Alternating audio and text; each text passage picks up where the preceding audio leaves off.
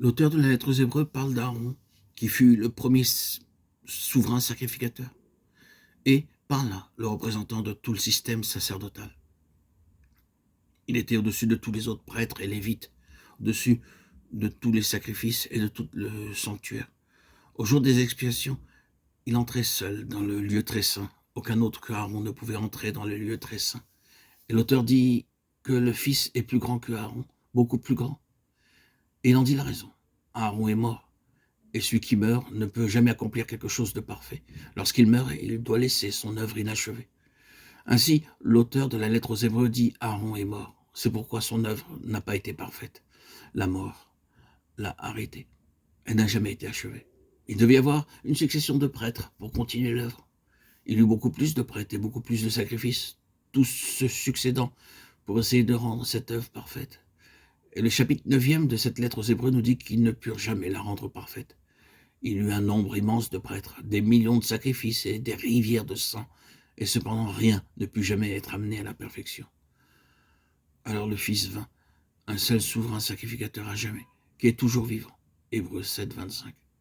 C'est pourquoi son œuvre ne peut plus être arrêtée. Tu es prêtre pour l'éternité. Hébreux 7, 17. Et là, dans ce paragraphe merveilleux, Melchisédek paraît, et tout le monde se demande qui il était. Qui est Melchisédek ?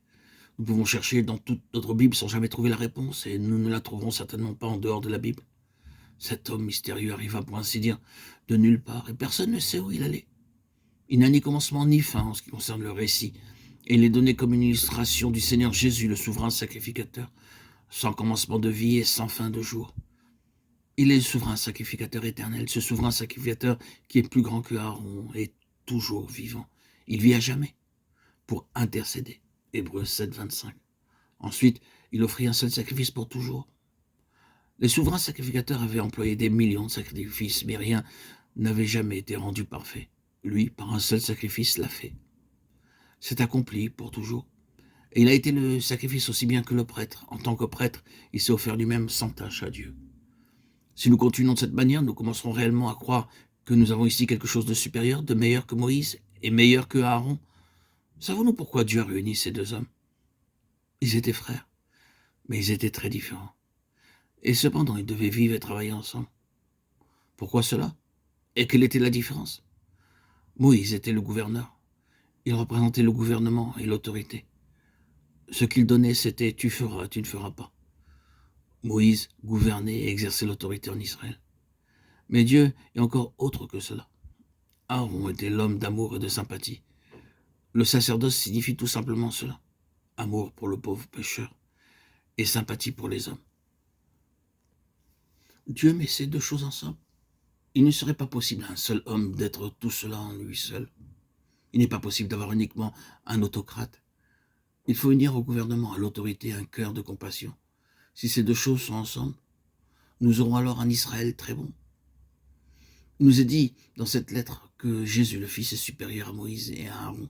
Il peut dire d'un côté, toute autorité m'a été donnée dans le ciel et sur la terre. Matthieu 28, 18.